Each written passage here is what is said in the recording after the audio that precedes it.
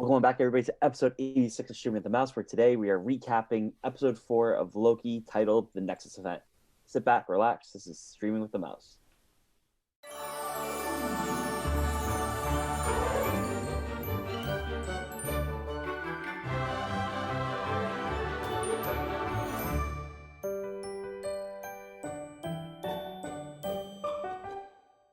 Welcome back, everybody, to the 86th episode of Streaming with the Mouse. My name's Cam, and joining me, as always, is my co-pilot, my co-host, the other Loki variant, Cliff.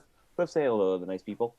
Hello, everyone. I know now we have more Loki variants to choose from. I truly believe I am the alligator Loki, 110%. Wow. That's who I am Wow. for sure. I like Just it. just kind I of like chilling that there, concept. being all normal and the coolest out of the four. For sure. Cliff, we have an awesome episode to talk about today. Probably, I'm going to say it. This is now the best show on Disney Plus. This is my second favorite episode of any television on Disney Plus right now. Number one being the season 2 finale of The Mandalorian because of Luke Skywalker. At right now, that's the highest you can get right now. Is you have to beat Luke Skywalker, and that's very tough for me. But this was just incredible. Quick thoughts on this episode before we jump into news and then talk about the episode itself.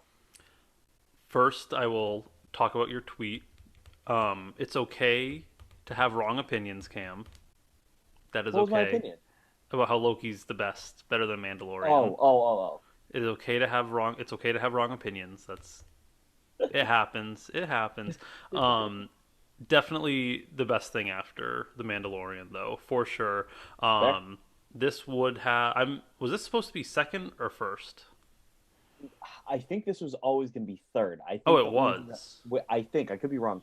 I thought what got switched was Falcon Winter Soldier and WandaVision, but I could be wrong. Because it's just so interesting the way they talk about Nexus events in the commercial for WandaVision, and then this is all about Nexus level things, and the Nexus level event, which is very interesting. So we're gonna You have to know what wait and though? see. Maybe this was supposed to come in front of WandaVision because that would make sense why they talk about Nexus in a commercial in WandaVision. So That's what that I'm trying to remember. I can't remember honestly, but I know Falcon Winter Soldier was 100% going to be the first Disney Plus one, but now I'm not sure about this. I know. I'll look it up while you get the talking. Well, you have the news, so it's up to you to figure out the That is news. true. That is true. So the news, there's not a whole lot this week. I mean, if you're a High Republic fan, which is at the moment just the books, the next book of the adult series came out. I know you got your order, your copy. I got the Target one. Very exciting. Yes. It was the third Target I went to. I just happened to be there. I'm like, oh, cool. And other than that, we know that Star Wars: The Acolyte, which is going to be the first High Republic live action thing, anything related to online. They interviewed the showrunner. We obviously talked about this, I think, last week about how she hired someone that didn't has never watched Star Wars, but she actually said this week that the Acolyte is going to be heavily based around the Phantom Menace.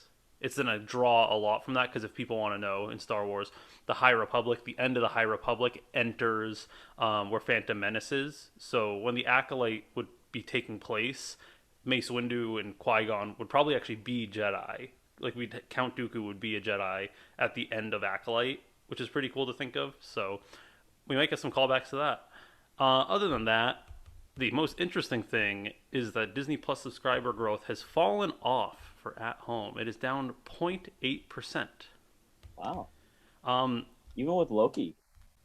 well, I don't know if that means like new subscribers because then I'm like, yeah, Gotcha. there's only so many people in the world. Right. Like, can you keep posting growth? I don't think so, unless people are canceling it. But I think at this Maybe. point they're releasing too much to cancel. Yeah, that's interesting. I don't know. That's very interesting to me. I know, Um, in the background here, I'm still trying to figure out when Loki was originally supposed to release, and I am not getting anything really, if I'm being honest with you. I know. It's so interesting. Yeah, I don't know when this is Um, supposed to come out. Okay, whatever. Well, it's out now and it's great, and I love it very much. It's my favorite show on Disney Plus right now. oh yeah, Um, it's my. If we're talking about like right this very second for new releases, it's my favorite show right now. oh no, I mean like I right know. yeah, I okay, know. yes. But should we get into it? Because Let's get into usually, it. so let's call a spade here. I cheated a little bit on this. Usually, like the top five biggest moments. I have seven here because there's seven big moments. This is a jam-packed episode, so let's get into it. The first one we're going to talk about today, Cliff, is we get Sylvie's backstory, which we assumed we were going to get because I think you were the one that said the young Sylvie, young Loki, whatever you want to call her, actress was going to be in this episode. So we start off, it's an alternate reality of Asgard where we see young Loki, aka Sylvie, so Lady Loki, is playing with toys where the heroic Valkyries save Asgard and save the day from a dragon. All of a sudden, we get a pop, we get Renslayer and the TVA with the Minutemen show up to take Lady Loki away from Asgard and saying that she's committed crimes against the sacred timeline. She goes to the TVA and she's able to escape with the temp pad.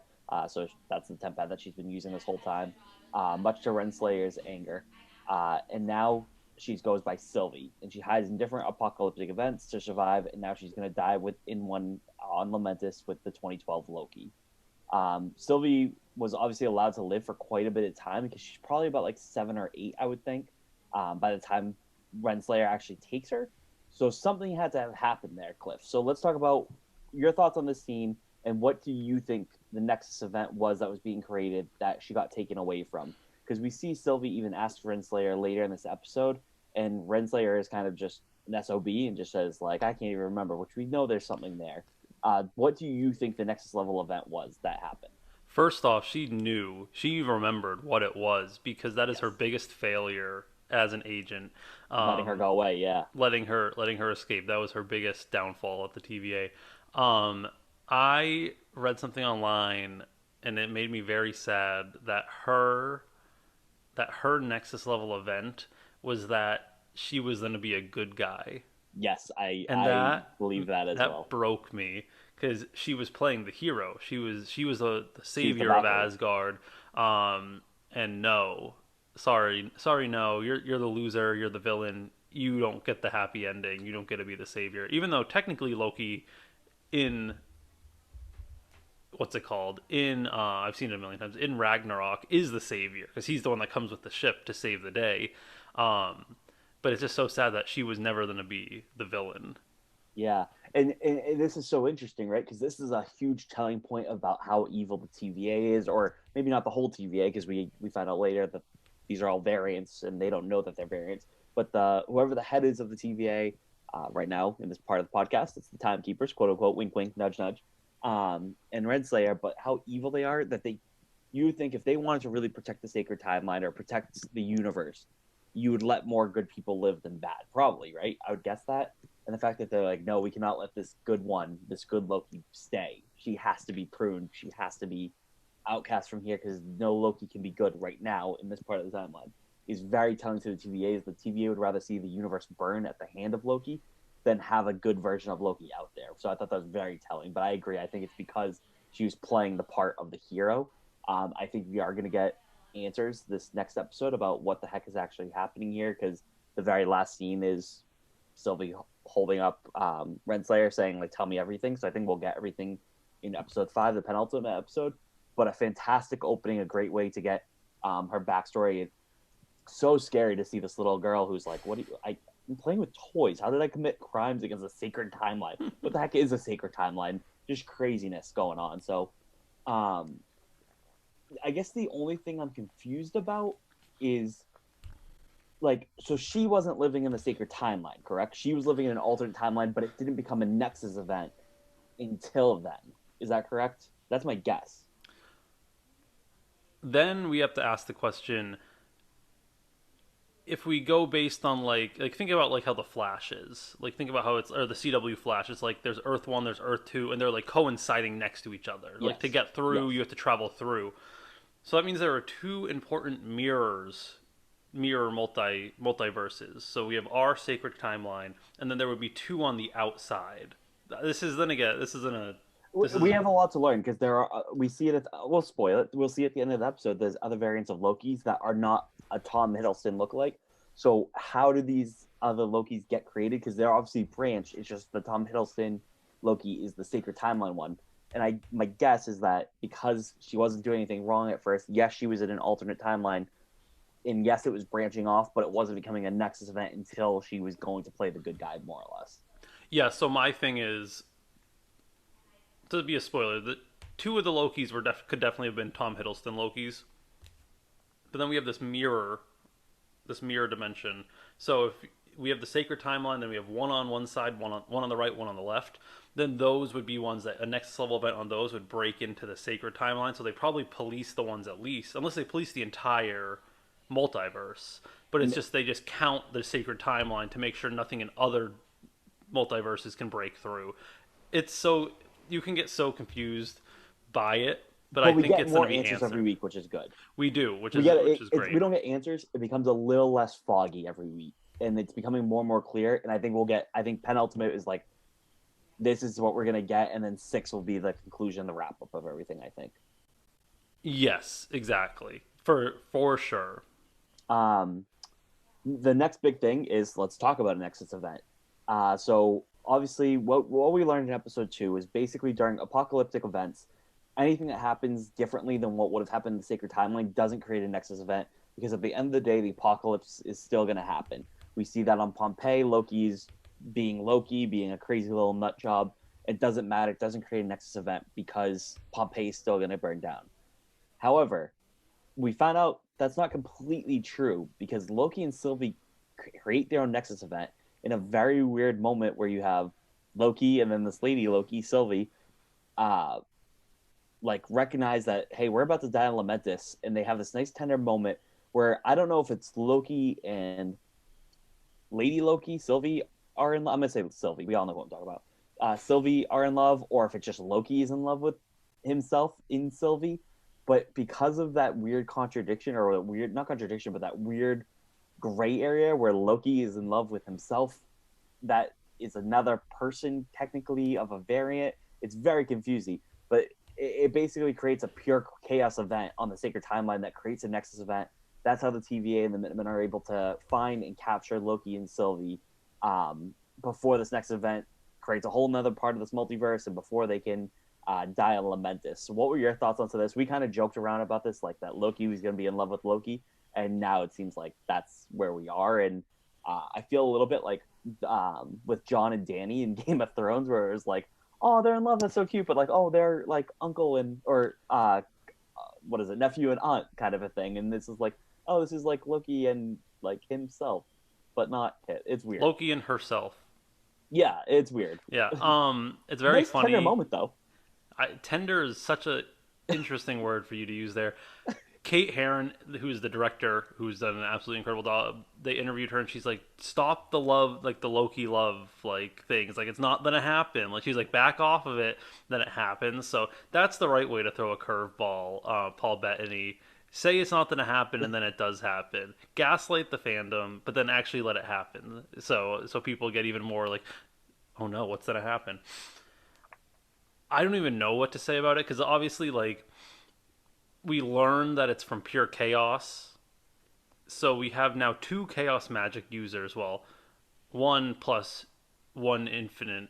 Because what we know is that like Wanda is going to be the same in every single timeline. It's Wanda. She is it. She is the alpha omega of the Scarlet Witch. It's her.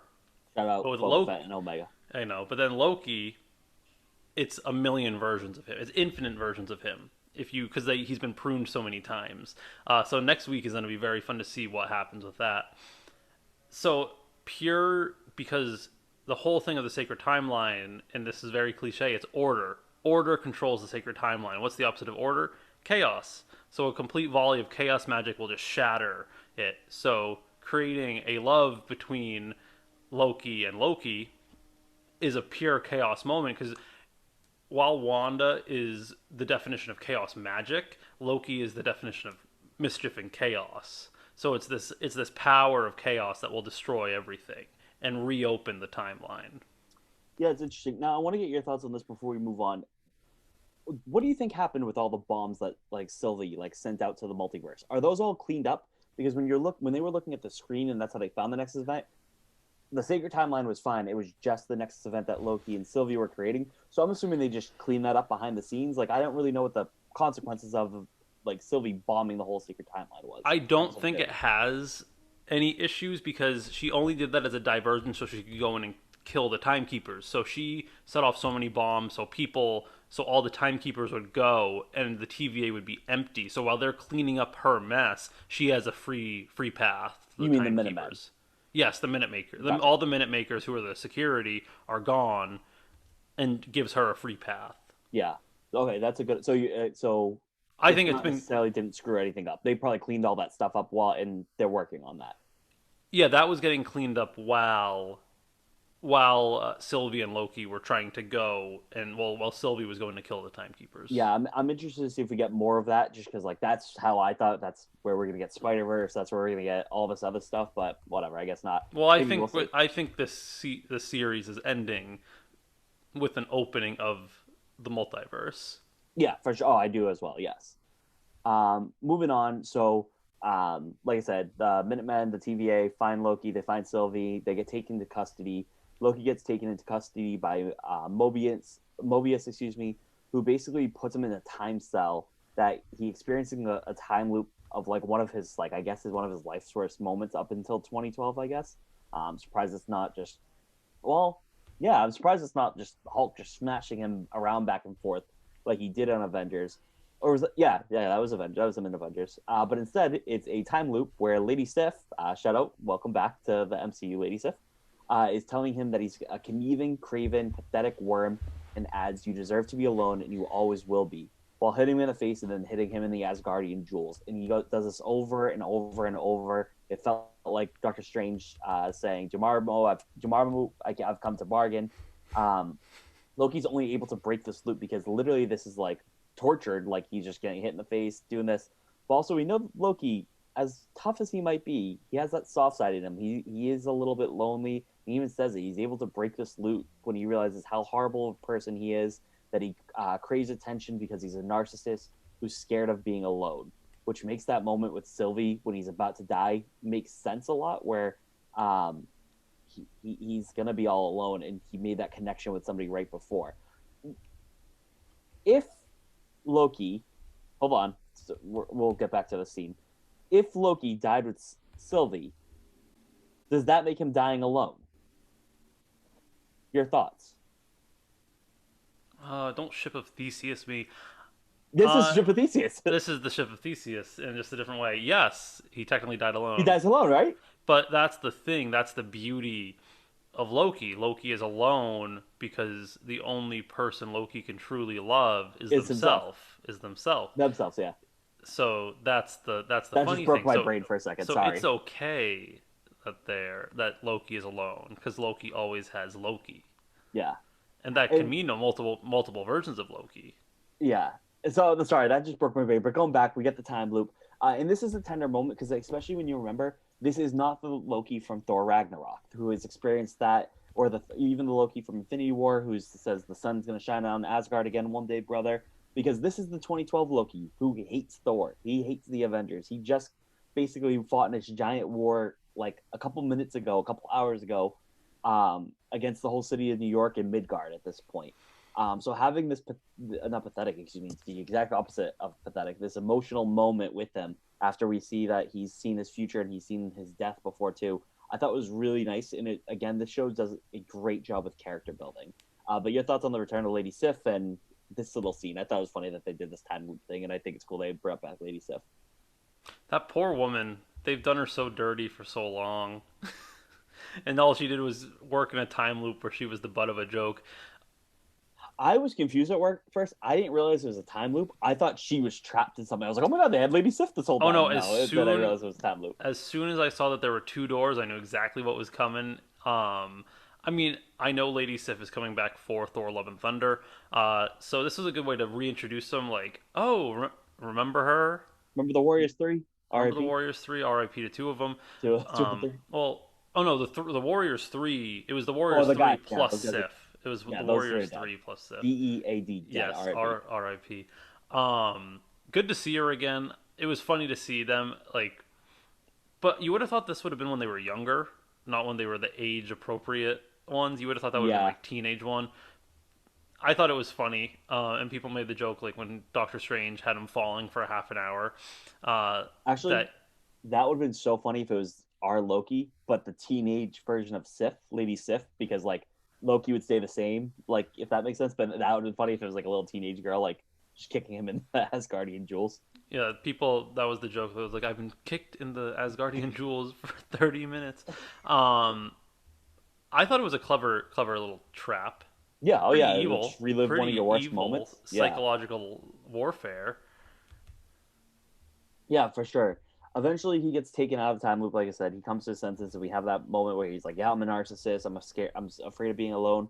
He is taken up by Mobius, and this is where we get to this big part here: the TVA variants. We learned in the last episode, Lamentis probably one of the biggest bombshells up until before this end episode, I guess, the end of this episode, where we find out that all the Minutemen, everyone working at the TVA, for the most part, are all variants, and they just don't know it yet. Loki does his best to try to convince Mobius that he and the rest of the TVA hunters are being lied to by the TVA and that they're all variants who were stolen from their original lives. Mobius doesn't believe him at first, but he does his own detective work where he switches out Renslayer's tempad with his, and that's where he finds footage of a now deceased Hunter C-20 pleading with Renslayer, saying that she knows that she's a variant trapped by the TVA and that she had a life before the TVA. That's what really makes him realize it. And makes Mobius finally believe, okay, Loki, either you're not being a cockroach, you're not being a little trickster here, like what the heck, like I had a real life outside of this. Hunter B-15, on the other hand, saw something in episode 2 when she's being controlled by Silvie, and she actually breaks Silvie out of the TVA so that they can go back to the Rocks cart in 2050 out of the eyes of the TVA, where Silvie uses her magic to show B-15 her true path before the TVA. B-15 has this emotional scene where she's crying, she's like, oh my god, I lived this whole past life. And now B-15 also believes that she's being lied to by the TVA. Your thoughts on this? I thought it was a great way to reveal it, especially splitting it up, because I've always had the idea that like Mobius was going to finally realize, or I always had the moment since last week, the third episode, Mobius will realize. I don't know if B-15 will stick with Renslayer or if she'll come too, but it was nice that they had those two people come through in this. I'll talk about the two hunters first. So Hunter C-20 was done very dirty. Yes. Is she dead? Question mark? Question mark? We'll see. Wink, wink, nudge, She nudge. actually might be dead. Yeah, probably. It was wild seeing her, like Like her footage. footage, yeah. Because it It was proved the like an whole thing where interrogation scene for people that didn't watch it, yeah, which if you didn't, I don't know why you're listening to this, but thank you for listening. and it was like listen to me, like I'm telling you the truth. Those were real. I know they were real. And then how Ravonna was like put her head over, and that was how Mobius could see it.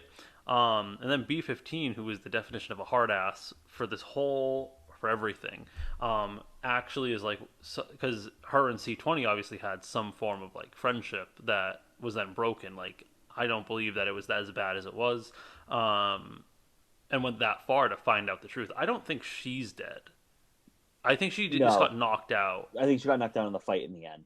Yeah, and then Mobius is really interesting because he plays this like puppy dog, like I'm your friend, like this, and then he's very backstabbing. He's very mischievous and backstabbing himself.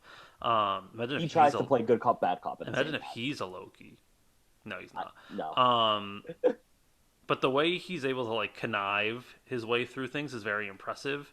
Um, I'm shocked at how good of a job Owen Wilson is in this. I was really like, why the hell are they doing Owen Wilson in a Marvel thing? I thought Mobius has been a fantastic character. I really, really enjoy him in this. I know that it was really good.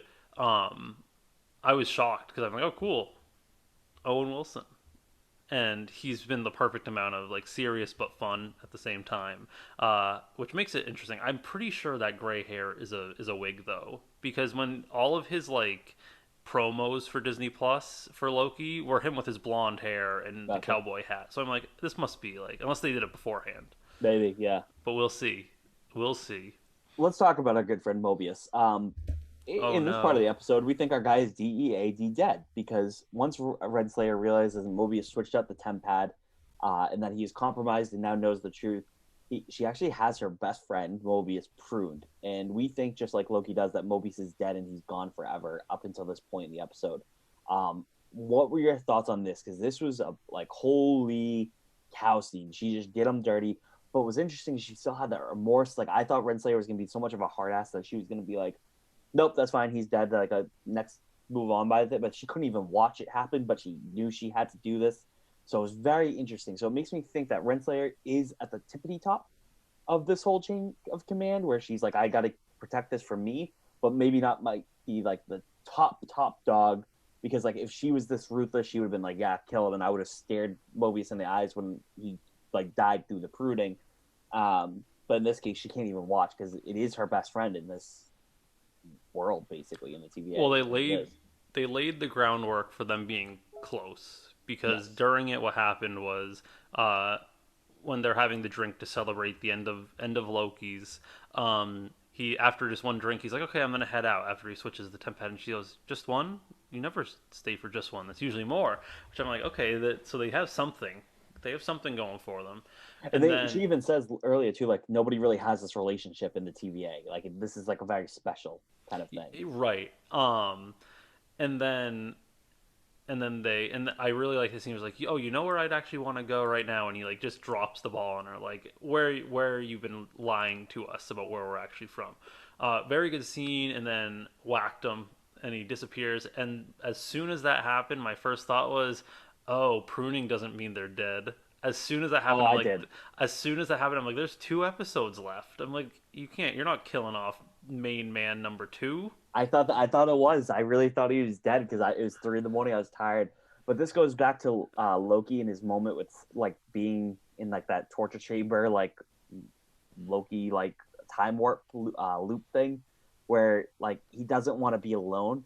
And like as weird as their relationship was, Loki and Mobius, like that was his friend right there. Like he made a friend in Mobius, and now that he's convinced somebody in the TVA that like, hey, like no, you're all variants, and he has somebody inside, seeing him lose that friend, thinking he's dead, is just crazy. I thought it was really, really well done. I was like almost in tears. I thought it was so well done. And if that was the end of Mobius, then that would have been a hell of a way to go out, I guess. I don't think it is the end of No, I Mobius. don't think so either. But But as soon as that happened, I'm like, that's not the end of Mobius. We're halfway through the 4th episode. There's 2.5 episodes left. He's not dead, and then it was confirmed even more later on. and let's get to my favorite part of the episode here. We go to the Timekeeper's throne room. And I must say, before we even start this conversation, this is one of the best throne room fight scenes ever. Since like Especially 2018. especially in recent memory, like the Since past 10 years, 2018. so much better than some of the stuff in recent memory. It's the best thing since 2018 throne room. But Loki and Sylvie reunite as Renslayer takes them up to the elevator to face the Timekeepers to await deletion. Sylvie attempts to forcefully confront them. Before that, I guess we should say too, we had this like powerful scene, and we talked about it a little bit with Sylvie's backstory. But she asks like, just tell me like why was I taken? Like what did I do? What was my Nexus event? And Renslayer has like that. Can I say the S word? I'm gonna say it. She has an S eating grin on her face. There we go. I Yeah, avoided the TVA would be walking into your room right now. that. She had an S eating grin on her face and was like, I don't even remember. Which she did. She Of obviously course she did. did. It was a Yeah. look that she did know, but she couldn't. She had to. It was like a keep the Thanos. Like upper I don't even know who you are, but like Thanos 2014 Thanos legitimately didn't know who Wanda was, but like Renslayer knows exactly because it's exactly what you said. This is her biggest, most complicated failure ever. I also want to say, I'm just going back, like, in the talk between Renslayer and Mobius, how they're like, we've taken in Titans, we've been taking in this. Why is it these annoying little demigods that are the worst thing? I really liked that scene also. To talk about that real quick, and then we'll go back to that. He mentions vampires in that. He also mentioned vampire, Huge. yes. Shout out Blade. But we know that's coming soon. But shout out Blade, because I was like, oh, there's the first inkling of a connection there. So they go up and they meet with the Timekeepers. And what were your thoughts? Because we saw the Timekeepers very early on in the beginning of the episode, but now we actually see them, we hear them. What were your thoughts on them? Because I thought they looked like crap, but I understand why they looked like crap at first, or now, I guess. I was looking at them like, they look a little odd. It makes sense now why they looked odd. Something's weird, especially at the beginning of the episode when she walked in and their eyes were glowing. I was like, this is interesting. What is this? I didn't think they were bad. I was trying to, because I am in the fan theory that the three of them were all different versions of Kang. Mm-hmm. Now I think there's just one version of Kang that's doing this, especially with Renslayer being there. I don't think they looked bad. I was just like, something's a little off about them, especially when Yeah, the fight scene broke out and they didn't do anything. yeah. Let's get to that fight scene. So Sylvie attempts to forcefully confront the timekeepers, and she's prevented because Renslayer keeps using the time twister to basically revert her back. All of a sudden, the time twister doesn't work, and Sylvie's just acting fine, and that's because B-15 comes in and saves the day. She hands Loki's sword to Sylvie, and an awesome throne room battle scene takes place between Loki with Sylvie and the Minutemen versus Renslayer. Just a really cool scene. Obviously, we were both alluding to it. Big Last Jedi vibes where you had Snoke, although Snoke was dead by the time the big battle took place. But regardless, you have the Timekeepers up here on their thrones, a la Snoke. You have this awesome battle where it was a lot versus two people, where you have Sylvie and Loki versus the Minutemen versus where you before you had Rey and Kylo versus the Praetorian Guards, almost at the Knights of Ren, but against the Praetorian Guards. Just a really cool scene, and I thought what was nice is like the artistic style for this. It was so cool because I love the throne room scene. I love the red around everything in the Last Jedi, but in this it was really cool because you have that smoke, that blue light, the neon coming in there too. I thought it was really cool. And what were your thoughts on this? Because obviously, I'm assuming your head went right away like, "Hello, Last Jedi." Here you go. Yeah, A plus scene, A plus choreography. Especially because they had the fighters doing the correct fight moves and not aiming at the blade; they were aiming at the person. Yes. Aim at the person.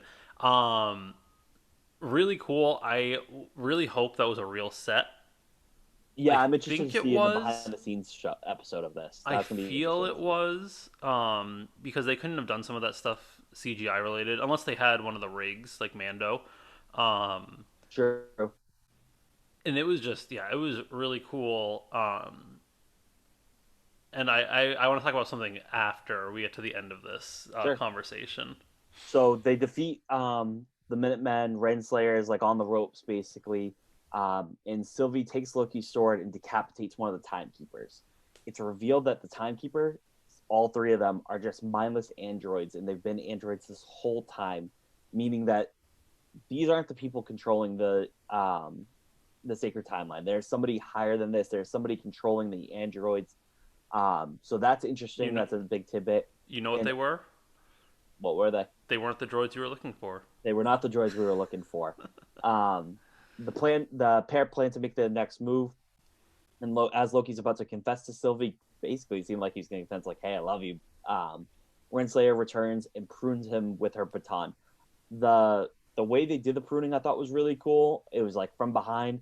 I forgot Renslayer was there because I was so caught up in the moment, and that's what was so great about this episode. Is like you said, you knew Mobius wasn't actually dead. Like I got caught up in the moment. I thought Mobius was dead.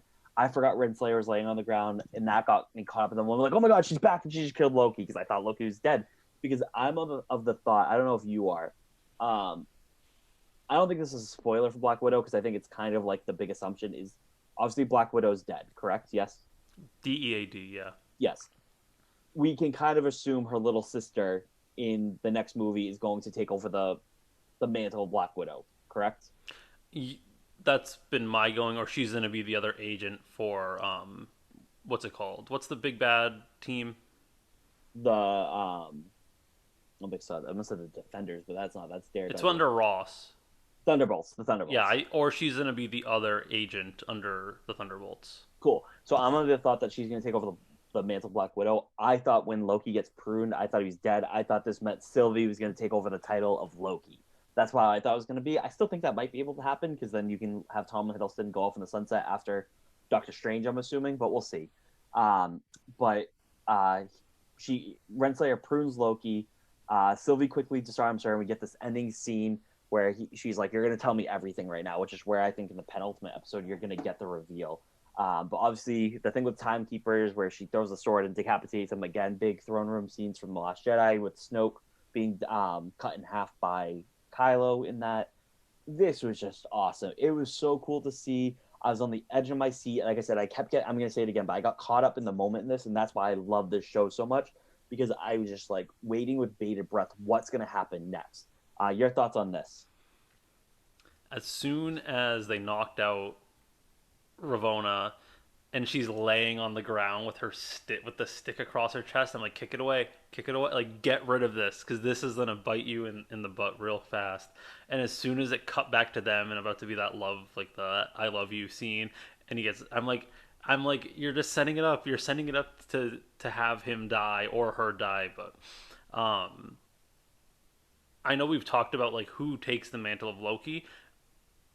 The thing is, like with Chris Evans and Robert Downey Jr., they were ready to be done.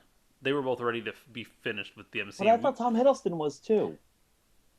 I really did. I thought he was But done. maybe he was done playing the old Loki. This Maybe. new Loki seems very fun to play. Also, I'm guessing the TV show for him is a lot easier to film than doing month-long movies. I mean, actually, it's Maybe. probably the No, same. it's yeah. It's probably, I was gonna say it's probably the same. He's doing more in this because he's in more stuff. But I think it's like I don't know. I thought he was. I mean, granted, I've been wrong before. I thought he was done in Infinity War. I was like, oh my god, that's the end of Loki, huh? And then all of a sudden they do the scene in Endgame, and we find out Disney Plus is a thing, and he's gonna have his own show. And So I was talking about it. I forget who I was talking about it with. With people like Chris Evans and Robert Downey Jr., they were very famous people you before. talk to other people about this stuff I besides know, me. right? What the hell? How? Um, Robert Downey Jr. and Chris Evans have already been famous. Chris Evans was in a ton of stuff when he was a lot younger. Robert Downey Jr. has been an actor forever. They don't owe anything to Marvel. I mean, Robert Downey Jr. maybe more so, but they don't really owe anything to Marvel. Their careers were expedited, like even more so. They were brought to a new level, but they were not the reason that they started acting. Whereas I Tom you could argue though Whereas Tom that Hiddleston, this was his first acting credit. sure, This was his thing. So there's probably a lot more sentimental value to it also. sure. Where Chris Evans wants to go more of a serious route, like being more of a villain in Knives Out, like doing stuff like obviously that's still comedy, but it's more serious as well. Like it's fun playing one character, but you would think that sometimes actors want to go a different route. I'd want to be in a Marvel movie forever until I'm dead. I would want to be in one forever. I could never understand that, but That's whatever. how I That's not feel. me. That's how I feel like Paul Rudd is. Like he just wants to keep being Ant Man. Yeah. And then I felt really good about this. I don't know why. I had in my head, I was like, there's going to be an end credit scene this episode. There just has to be. I was expecting, I think we talked last week. I was like, oh, no, no end credit scene till 5. And then for some reason, I was just like, I'm going to sit through the credits. Because one, I like the credits. The credits are really well done. I think for all the Marvel shows, they're really well done. I'm going to sit through this. I feel like there's something here. And lo and behold, we get an end credit scene. Loki is not dead. He's been pruned into this like desolated, rundown version of New York, where he's confronted by 4 variant Lokis who tell him to come with him. If essentially they say like, come with us if you want to live. So we get boastful Loki, who's a black actor who looks like he's holding some version of Mjolnir, which he's credited as boastful Loki in the end credits. We get Richard E. Grant as the OG comic costume Loki, which I thought was awesome. Because if we said it once, we said it again. Comic book accurate costumes in the MCU in Phase 4, top notch. We got it with Scarlet Witch. We got it with Captain America, aka Sam Wilson. Now we're getting it with the Loki. I think it's awesome. Keep doing it. And we get Crocodile Loki, and we get Kid Loki, which I think is the most comic book accurate they've made so far. Because like Richard E. Grant, like yes, it's comic book accurate, but looks like ridiculous. But like It's a the Kid costume. Loki, It's a the Kid costume. Loki, yeah, the Kid Loki looks incredible. Looks exactly like Kid Loki in the comics. But what did you think of this moment? I was like, holy cow! There's our Lokis. We got more Lokis than just Sylvie and just 2012 Loki. They're there, right there. Well, I woke up to a text from you saying end credit scene. By the way, I'm like, oh, Yes, cool. There's an end credit scene. And don't you mean boastful Loki with Jonathan? Jonathan. What? Do you not know that joke? No. It's the Paul Rudd when they're making all the Ant Man and the Wasp actors try to say Mjolnir, and they're all messing Oh, it up, and Paul Rudd just goes Jonathan. oh, I didn't know. Um, I was not Kid Loki was cool. They almost spoiled it for themselves because they did a Loki figure online, and they gave it came with a free Kid Loki, And and that, I'm but that like, was weird because that was like the comic book Lokis. That wasn't even the live action I Tom Hiddleston. So know. that Well, was it interesting. was a Tom Hiddleston Loki, but it came with a in air quotes comic book Kid Loki. Um, OG costume was really funny to see. I was just my prediction for who Richard E. Grant was so wrong because I was so expecting him to be a villain. I was like, this man is gonna come in and be this horrible evil man, and he's playing just oldest Loki. Um, Richard E. Grant, by the way, a Disney animated movie away from the Triforce now. and he has a great voice, so Yeah, and he could I could see definitely him being be. a Triforce one day. He could, yeah, Um, because they can just put him in the same thing like the person that played the Grandmaster's assistant, yeah, um, because she was the grandmother in Moana, yes, uh, and Star Wars. That's probably the easiest for her. She'd be yeah. Just put great in her, anything. do it like what they did with Robin Aaron's wife. Just stick her at a console or something like that. You got her. Oh right, I forgot about I forgot that. that she's. I always forget that she's in that until episode 8 comes out. I was like, So does oh yeah, Robin Aaron's technically, wife. so then technically, is the voice actor for Ferb one away, or does it need to be? Because technically, Phineas and Ferb has had Disney animated movies. I'm gonna say no. I'm gonna I say like know, yeah, I yeah. know, I Well, know. like, back to this. This was awesome. This was really, really cool. Now, let me ask you this because I had this question. You can actually listen to My Mom's Basement on Barstool Sports Network, and you can hear this question asked by me via their Twitter question. So, shout out to me on that. Shout But out to you. so Loki's pruned, there's a bunch of other Lokis there. Do you think all the pruned people go to one place, or do you think they go to like a specific place? Like, here's a pruned land of Lokis, here's a pruned land of Mobiuses. If there's multiple Mobiuses, what are your thoughts on that? That's where I'm having an issue. That's where I'm like, I think it's up in the air. It would make more sense story wise if it was all one place, because then that leads to a very nice Mobius Loki reunion next episode. But logistically, I think it's one per. Let me tell you this. I think it's one place per variant. And the Yes. reason I think this, and I think this is where Renslayer is a very interesting character, because even though she's the villain, it seems like in this thing, I still think she cares about Mobius. Like I said, she couldn't look away. I think Loki got sent to a land of Lokis in the place he most wants to be, which is a destroyed New York because it's 2012. So I think she was generally curious, like when she kept asking Mobius in this episode, like, where do you want to be? Like, if you could go anywhere in the timeline, where would you want to be? Maybe that's where she wanted to send Mobius when he got pruned, was so he could be happy. That's a good point. But then the thing is, then the question of it is, so Loki wakes up, 2012 Loki wakes up and says, "Am I dead?" And they go, "Not yet, but you will be if you don't come with us quick." So like I'm like, is it a place where like they make a world like you're maybe a perfect world for you, but then there's a lot of dangers in it? Yeah, I don't know. So there's so many questions we're definitely going to find out a lot of the Loki version questions on Wednesday. Do We we have to see get President Loki next. right, but is President Loki in the thing that they show with President Loki, doesn't he get taken by the TVA? Isn't that what we see? But they've zigzagged like that before, where you think they're going to do one thing and they do something else. So it They could. potentially Disney Plus has not really been doing that though, surprisingly. they did with Mando though. Marvel's big on that though in the movies Oh yeah. stuff, so I can see it for this. But I think like I love the idea that there's a land of Lokis and like our Loki's going to try to be the president of the land of Lokis. I think it's hilarious to me. Um, Yeah, I actually paused it. I went back and paused it so I could really see, and I didn't realize Crocodile Loki was there until I went back and like looked, and I'm like, oh my god, that's so funny. I didn't see it until Twitter. I was like, oh crap, there was a crocodile there, huh? Which I think is funny because there's like a frog version of Thor in the comics. I've never heard of like a crocodile version of Loki, but I think that's funny that there's like an animal version of Loki because, like I said, there is a frog version of Thor, which is pretty cool. Yeah, for sure. It was great, and I'm excited to see where it's gonna go next because it was just so funny seeing that. This is like the beauty and the curse of this Wednesday release is like today's Friday as of recording. Like, oh, I should be getting a new episode of like Loki today in the old way, but now it's like, okay, I don't have one, but like we're halfway through. It's not like I have to wait a whole another week now because like I already did my like waiting 13 years of it in Azkaban for episode 5 of Loki. So I'll say it. This is my favorite episode in any second favorite episode in any Disney Plus show that's come out so far. Number one still being the final episode of season 2 of The Mandalorian, where you get Luke Skywalker's reveal in there. This is just absolutely incredible for me. I love this show. This is, I'll say it. The show could mess it up. The show could definitely Games of Thrones it. I'm not gonna say it won't, but I don't think it will. This is gonna be a top 7, 8 show for me, or like Marvel project for me. I really do think so. I can't wait to rewatch this over and over again when it's done. Oh, for sure, absolutely. Uh, I am very excited for that because this is just it's just fun. It's fun to so much fun. rewatch. It's fun to do. Um, and yeah, it's but then we're gonna keep saying that every time a new show comes out. I've been. I'm usually bad at that. I recognize I'm like, oh, this is the best thing ever. I don't think I was like that for Falcon Winter Soldier though. I still love WandaVision. I think WandaVision will always hold a special place in my heart. But as far as like best goes, like this is my favorite right now. This is just Okay, incredible.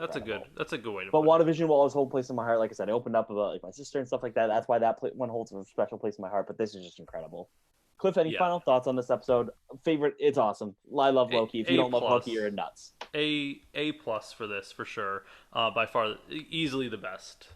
Yes. Cliff, where can people find you if they want to talk about Loki with you? They can find me at CP Robinson 81. And you guys can find me at CamRamos95 on Twitter. You can find the podcast on Twitter at Stream the Mouse. You can find us on Facebook and Instagram at Streaming with the Mouse. And you can find us on our website, cprob.com/Stream the Mouse. You can also find us on Apple Podcasts, Google Podcasts, Spotify, iHeartRadio, and on our YouTube channel, Streaming with the Mouse. Please be sure to rate, review, subscribe, like, all the good things for our show so we can be seen. We really appreciate it. We will be back at some point next week where we'll talk about the new episode of Bad Batch that came out today. At the time of the recording, came out today. I still haven't even watched it yet. Cliff has. We'll get into it. It's gonna be a little bit of a weird timing thing because next week we've got the 4th of July is Monday. We have Black Widow's coming out Thursday, and I'm going to see that on premiere day. We got a lot going on, but we'll figure out a way to get Bad Batch in there as well as Oh, obviously an episode. we'll do it. We'll Yeah. absolutely get it.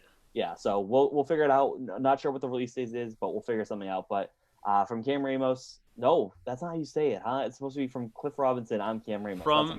From you, I'm me signing off. From Cliff, I'm Cam. Thank you so much for listening to Stream with the Mouse. We really appreciate all the love and support you guys have been giving us. So keep giving it. Have a magical day. Avengers disassemble. Bye, guys.